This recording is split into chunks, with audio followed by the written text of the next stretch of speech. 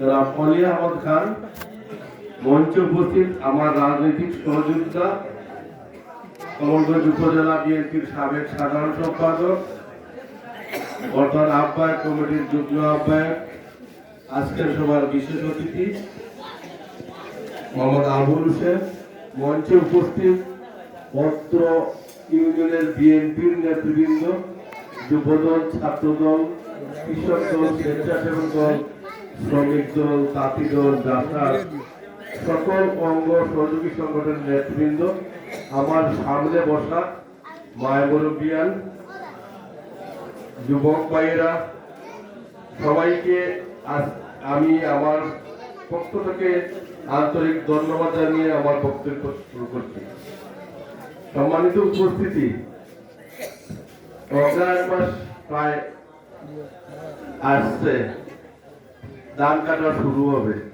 আপনারা যারা এখানে আছেন, আমরা যারা ভাদ্র মাসে অথবা শ্রাবণ মাসে ধান জমিতে লাগাইছি, আমরা তারাই তো কাটার কথা, অন্য কেউ তো ধান কাটিয়ে নেওয়ার সুযোগ নেই। তো অনেকেই অনেকভাবে চিন্তা করেছেন, অনেক অনেক কথা বলেছেন।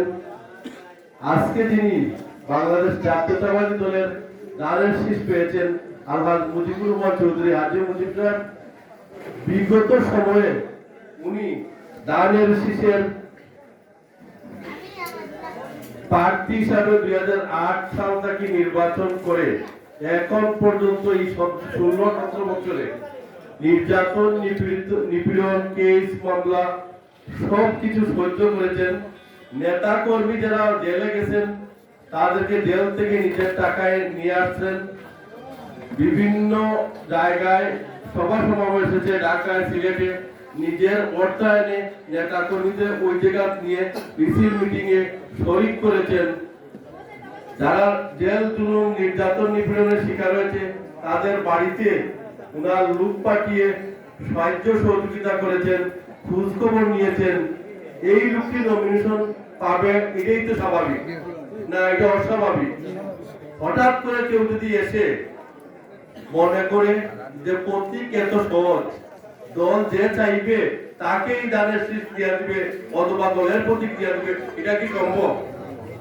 আমরা যারা এখানে আছি, আপনারা যারা এখানে আছেন, জি আসসালামু আলাইকুম, জি আমি একটা বক্তৃতা দিলাম, আমি ইমার্জেন্সি লিখেছি। আচ্ছা আচ্ছা আচ্ছা, আমি আরম্ভ দিলাম।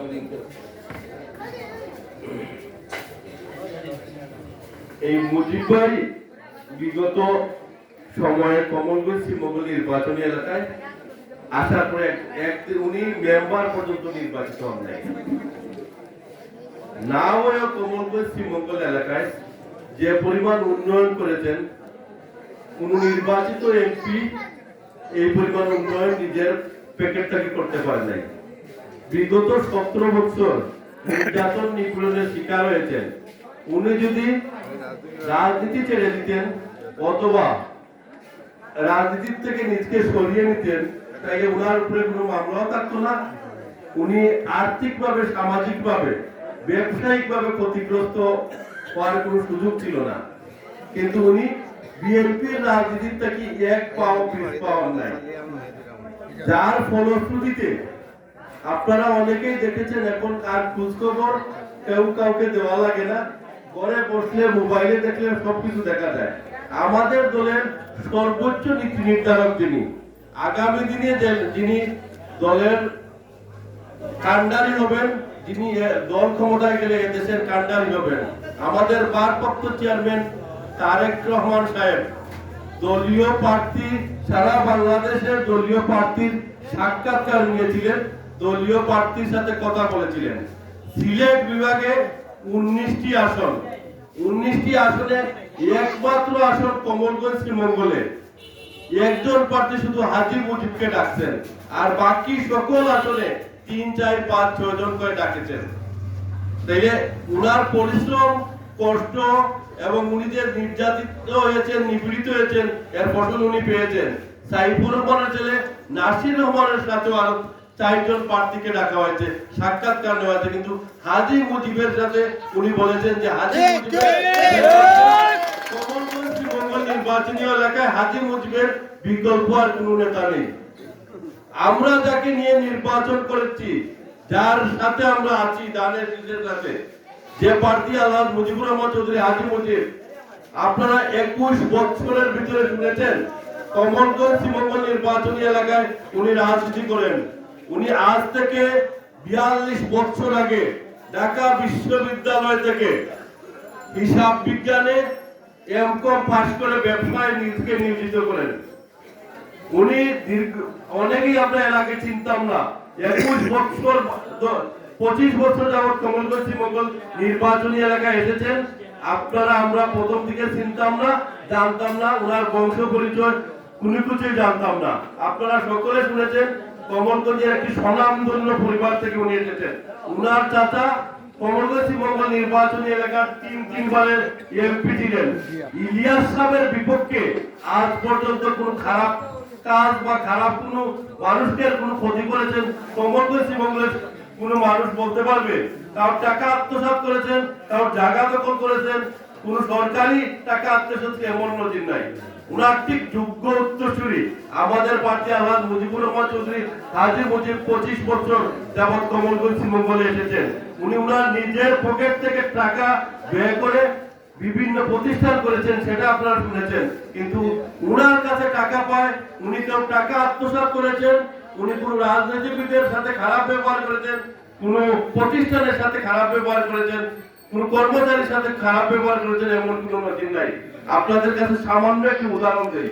আপনারা অনেকেই দেখেছেন আব্দুল গফুর চৌধুরী মহিলা কলেজ নামে একটি মহিলা কলেজ উনি প্রতিষ্ঠিত করেছিলেন 2000 সালে। লক্ষ লক্ষ টাকা ব্যয় করে উনি প্রতিষ্ঠান করেছেন। 2000 সালে আমাদের এলাকায় 20,000 টাকার উপরে জায়গার কি আর ছিল না। আপনাদের এলাকায় আমার মনে হয় এর চেয়ে বেশি ছিল না। ওই সময় উনি কলেজের শিক্ষকদের প্রতি মাসে বেতন দিতেন 70,000 টাকা। দীর্ঘদিন 2000 সাল থেকে 2008 সাল পর্যন্ত ওনার প্যাকেট থেকে উনি টাকা দিয়েছেন। স্কুল কলেজের যাবতীয় বিল্ডিং করেছেন, মাটি ফরেট করেছেন, বাউন্ডারি করেছেন, সবকিছু উনার নিজের পকেট থেকে করেছেন। 2008 সালে সরকার ক্ষমতায় আসার পরে, আওয়ামী লীগ ক্ষমতায় আসার পরে উপাধ্যক্ষ এম এস শহীদের সাঙ্গবাঙ্গকে নিয়ে এই কলেজের প্রিন্সিপাল লাঠি সুটা নিয়ে ওনাকে কলেজ থেকে বাইর করে দেন। উনি দীর্ঘদিন নির্যাতিত নিপীড়িত হওয়ার পরে বিগত 5 আগস্টের পরে 3-4 মাস পরে উনি কলেজে যান, কলেজে একটি সভা করেন। কলেজে উনাকে নেওয়া ছাড়া তো আর কোনো উপায়ও নাই, এখন তো আর আওয়ামী লীগ নাই। কলেজে যাওয়ার পরে উনি এত মহৎ ব্যক্তি, যাওয়ার পরে যে প্রিন্সিপাল উনাকে বাইর করে দিয়েছিল কলেজ থেকে, তার সাঙ্গবাঙ্গ লাঠি সুটা নিয়ে উনি সকলের সামনে, সকল ছাত্রছাত্রীর সামনে বলেছেন, আমার আল্লাহ যে ক্ষমা করে তাকে সবচেয়ে বেশি পছন্দ করেন। আমি এই প্রিন্সিপালকে ক্ষমা করে দিলাম, আমি তার বিপক্ষে কোনো প্রতিশোধ দেব না। প্রিন্সিপাল মহোদয় এখনো কলেজে প্রিন্সিপাল গিরি করতেছেন। আমাদের প্রার্থী আলহাজ মুজিবুর রহমান চৌধুরী হাজী মুজিব এই ধরনের একটি ব্যক্তি। আমাদের কিছু নেতা কর্মী আছেন যারা অনেকেই দানের শীষ করেন।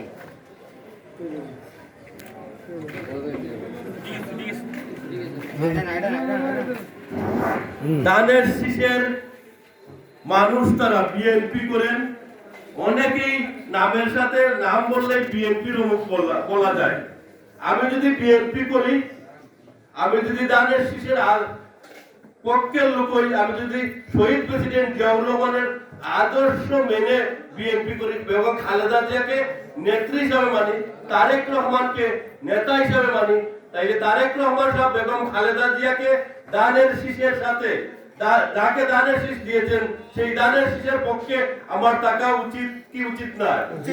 তাইলে যারা দানের শীষের বিপক্ষে কাজ করবে তারা মুনাফিক হবে কি না?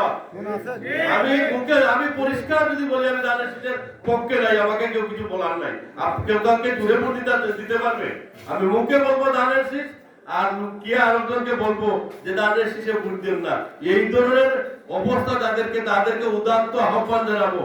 আমাদের নেতা, আমাদের প্রিয় নেতা, এদেশের আগামী দিনের কান্ডারি জনাব তারেক রহমান সাহেব বলেছেন, দানের শীষ চেয়েছে প্রতিটি আসনে 4 জন 5 জন 6 জন। আমি তো 6 জনকে দানের শীষ দিতে পারতাম না, একজনকে দিব।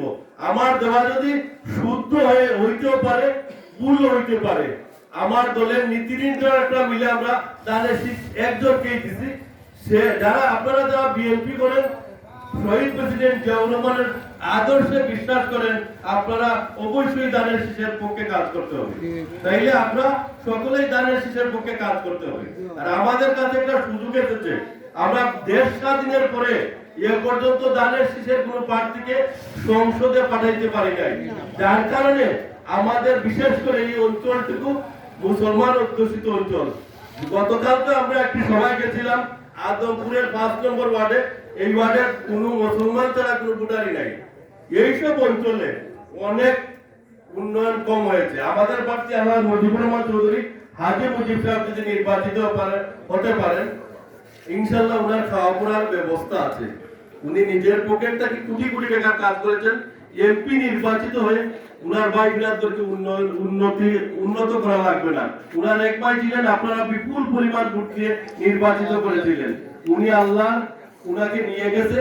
উনি নির্বাচন করার পরে, নির্বাচিত হওয়ার পরে উপজেলা চেয়ারম্যানও ঠিক করতে পারেন নাই। উনাকে এইভাবে নির্যাতন নিপীড়ন জেলে পাঠানো হয়েছিল।